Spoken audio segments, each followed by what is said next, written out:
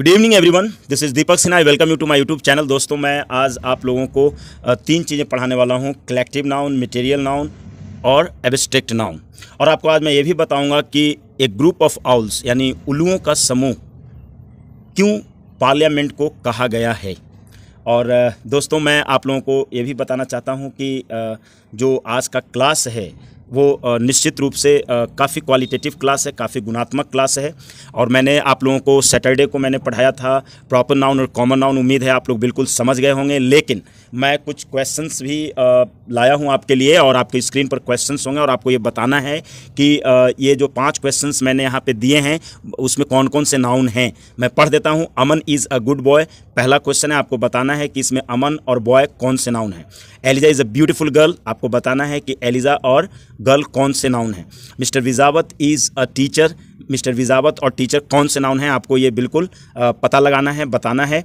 चौथा है the Taj Mahal is a monument, आपको ये भी बताना है कि ताजमहल और मॉन्यूमेंट कौन कौन से नाउन हैं। और I have a cat and its name is Pimi, ये आपको पता लगाकर बताना है मुझे, जो मैंने पढ़ाया है कि आप बताएं कि कैट और पीमी कौन से नाउन हैं। दोस्तों चलिए मैं आपको खुद ही बता देता हूं। देखिए, अमन इज़ अ गुड बॉय का मतलब हुआ अमन एक अच्छा लड़का है। अमन प्रॉपर नाउन है, क्योंकि प्रॉपर नाउन जो है किसी एक व्यक्ति या वस्तु यानी खास व्यक्ति वस्तु के बारे में बताता है। तो अमन एक नाम है और किसी भी व्यक्ति का नाम प्रॉपर नाउन होता है, तो अमन जो है यहाँ पे प्रॉपर नाउन है। और बॉय कॉमन नाउन है, क्योंकि अमन बॉय जाति का है। और कॉमन नाउन आपको पता ही है कि एक क्लास कम्युनिटी के बारे में बताता है कि नहीं, मैंने उस दिन आप लोगों को बता दिया था। दूसरा है Eliza is a beautiful girl, यहाँ पे एलिजा जो है प्रॉपर नाउन है और गर्ल जो है कि कॉमन नाउन है, क्योंकि गर्ल एक जाति का हो गया। तो पूरे जाति एलिजा एक लड़की है और लड़की अगर कहते हैं तो एक पूरी लड़की जाति का बोध होता है। Mister Vijawat is a teacher, mister Vijawat जो है वो प्रॉपर नाउन है और टीचर जो है कि कॉमन नाउन है। The Taj Mahal is a monument, Taj Mahal proper noun है और मॉन्यूमेंट जो है, मॉन्यूमेंट क्या है, मॉन्यूमेंट एक कॉमन नाउन है। मॉन्यूमेंट कह देने से पूरे मॉन्यूमेंट का बोध हो जाता है। मॉन्यूमेंट समझते हैं आप लोग, स्मारक। I have a cat and its name is Pimi, यहाँ पे कैट और पीमी, कैट यहाँ पे कॉमन नाउन है दोस्तों, क्योंकि कैट जाति का बोध हो रहा है। और पीमी PIMMY एक नाम है, जो कि एक जानवर का नाम है। तो कोई का भी नाम रहे, व्यक्ति वस्तु जानवर किसी का भी नाम रहे, वो खास नाम होता है दोस्तों, और इसलिए वो प्रॉपर नाउन है। और मैंने प्रॉपर नाउन में आपको ये भी बताया था, यदि आपको याद हो तो, कि हर प्रॉपर नाउन का जो पहला अक्षर होगा वो कैपिटल होगा। आप अमन का देखिए, पहला अक्षर कैपिटल, एलिजा पहला अक्षर कैपिटल, मिस्टर विजावत पहला अक्षर कैपिटल, ताजमहल पहला अक्षर कैपिटल, पीमी पहला अक्षर कैपिटल है। दोस्तों, अब बारी है आपको ये समझने की कि उल्लुओं का जो समूह है पार्लियामेंट को क्यों कहा जाता है। देखिए, हम इसे कलेक्टिव नाउन में पढ़ेंगे। आपको देखिए, उल्लू जो शब्द है, उल्लू को निगेटिव अर्थ में लेने की ज़रूरत नहीं है। उल्लू बहुत बड़ी चीज़ होता है। उल्लू माता लक्ष्मी की सवारी होती है, क्योंकि बहुत बुद्धिजीवी प्राणी उल्लू को माना गया है हमारे शास्त्रों में भी। तो इसलिए आप जान लीजिए कि उल्लू का कितना बड़ा महत्व है। और यह और बात है कि हम लोग उल्लू का प्रयोग निगेटिव अर्थ में कहते हैं, उल्लू बनाने के लिए, मूर्ख बनाने के लिए, लेकिन ऐसा नहीं है दोस्तों। अब आपके स्क्रीन पर कलेक्टिव नाउन आ रहा है। कलेक्टिव नाउन का मतलब होता है समूहवाचक संज्ञा। आप बिल्कुल समझिए, the noun which denotes the group of persons, things and creatures. यानी जो कलेक्टिव नाउन है वो क्या होता है, वो व्यक्तियों का, चीज़ों का और जीव जंतुओं का जो समूह होता है उसे हम कलेक्टिव नाउन कहते हैं। और दूसरा भी मैंने लिखा है, ये समझने के लिए मैंने लिखा ताकि मैं आपको समझा सकूं। A group of common nouns taken together as one whole and produces a new name. यानी ये कॉमन नाउन का ही ग्रुप होता है, जो कि एक मुश्त रखा जाता है और उसका जब वो ग्रुप में आ जाता है तो उसका एक नया नामकरण हो जाता है। ठीक है, उसे हम कलेक्टिव नाउन कहते हैं। जैसे टीम है, एग्जाम्पल में है टीम। टीम का मतलब हुआ कि अ टीम ऑफ प्लेयर्स, यानी प्लेयर्स का जो ग्रुप होगा। ठीक है, तो व्यक्ति होते हैं, प्लेयर्स में व्यक्ति होते हैं दोस्तों। तो जो प्लेयर्स का जो टीम होगा, ठीक है, तो ग्रुप जो होगा उसी को हम ए टीम ऑफ प्लेयर्स कहेंगे, तो उसको हम टीम कहते हैं। तो a team of players. A group of owls, parliament को कहते हैं, पार्लियामेंट को ही कहते हैं ग्रुप ऑफ आउल्स, क्योंकि पार्लियामेंट जो है में बुद्धिजीवी लोग होते हैं, बुद्धिजीवियों का समूह होता है। और आउल का मतलब बुद्धिजीवी से यहाँ पे है, बुद्धिमान व्यक्ति से है। ये चीज़ को आप लोग बिल्कुल दिमाग में रख लीजिए। आउल का मतलब वो कोई निगेटिव अर्थ में नहीं है। अ ग्रुप ऑफ आउल्स जो जितना ज़्यादा जो उल्लू होता है, वो जितना ज़्यादा पुराना होता है, बूढ़ा होता है, वो उतना ज़्यादा बुद्धिजीवी होता है। और यही वजह है कि नेता लोग जितना ज़्यादा पुराने होते हैं उतना ज़्यादा उन्हें अनुभवी माना जाता है और समाज में, देश में उनका इज्जत और प्रतिष्ठा होता है। एक क्लास ऑफ स्टूडेंट्स, यहाँ पे जो स्टूडेंट्स का ग्रुप होता है दोस्तों, उसे हम क्लास कहते हैं। ए पेयर ऑफ शूज़, जो शूज़ का ग्रुप होता है उसको हम पेयर वो कहते हैं, पेयर ऑफ शूज़, ठीक है। तो उनको हम पेयर कहेंगे। शूज़ का जो ग्रुप होता है वो पेयर होता है। खिलाड़ियों का ग्रुप को टीम कहते हैं और एक ग्रुप ऑफ आउल्स जो रहेंगे उनको पार्लियामेंट कहेंगे। तो अब आपको समझ में आ गया होगा कि ये कलेक्टिव नाउन है, समूहवाचक संज्ञा ये क्यों है। दोस्तों अब जो है मैं आपको बता दूं कि अब आपके स्क्रीन पर है मटेरियल नाउन। मटेरियल नाउन का मतलब होता है द्रव्यवाचक संज्ञा। A noun which denotes materials और सब्सटेंसेस, ऐसा नाउन जो द्रव्य पदार्थ आदि के बारे में बात करता है, बतलाता है, वह जो है कि मटेरियल नाउन कहा जाता है। दूसरा बात है कि इट इज़ नॉट काउंटेबल।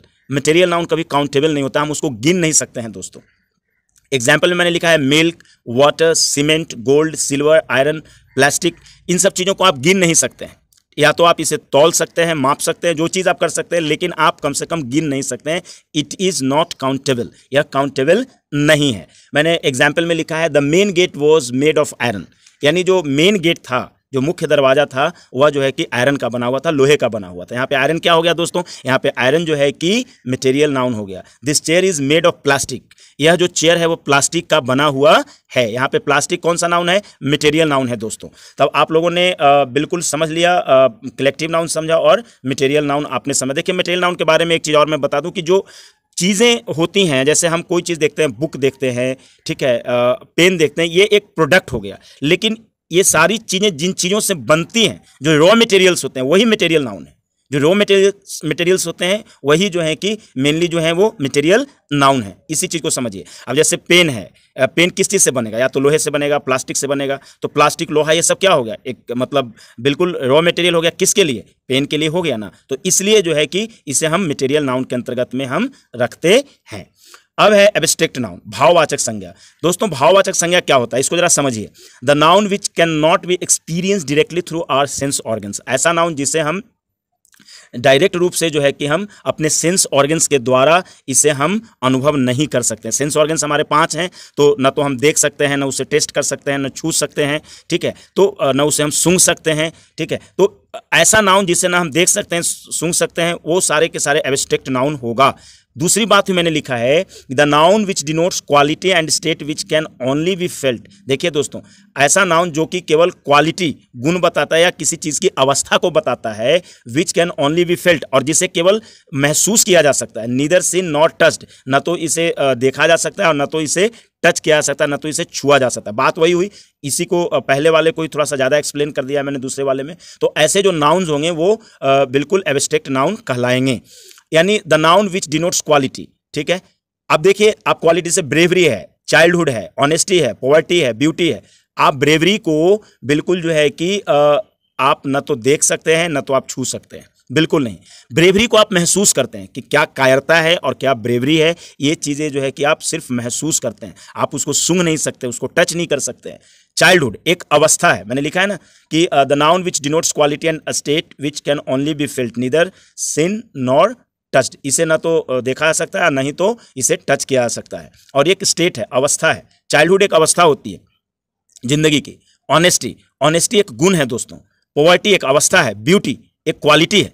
तो कहने का मतलब हुआ कि ब्यूटी को आप क्या करते हैं, ब्यूटी को आप देखते हैं, बिल्कुल नहीं देखते हैं। आप ब्यूटी को महसूस करते हैं। हमेशा एक बात को आप याद रखिए, ब्यूटी को ना आप छू सकते हैं, ना तो ब्यूटी को आप सूंघ सकते हैं, ब्यूटी को आप केवल महसूस करते हैं। इसलिए इन्हें एब्स्ट्रैक्ट नाउन के अंतर्गत में जो है कि रखा गया है। दोस्तों अब आपके स्क्रीन पर कुछ क्वेश्चंस आ रहे हैं और मैं चाहूँगा कि इन सारे क्वेश्चंस को आप बिल्कुल बनाएंगे और कल मैं इन क्वेश्चंस का मैं उत्तर भी चाहूँगा। क्वेश्चन बेस्ड अपॉन नाउन, इसमें सारे नाउन का मैंने दे दिया है क्वेश्चंस। आपको ये पता लगाना है कि कौन सा नाउन जो है किस काइंड में है। जैसे this pen is made of silver, तो यहाँ पे पेन कौन सा नाउन हुआ और सिल्वर कौन सा नाउन हुआ। ये सारा चीज़ टोटल 8 क्वेश्चंस हैं दोस्तों, और आपको ये बना करके मेरे को कमेंट बॉक्स में आपको बिल्कुल देना है, तभी मैं समझूंगा कि आप लोग बिल्कुल सीख रहे हैं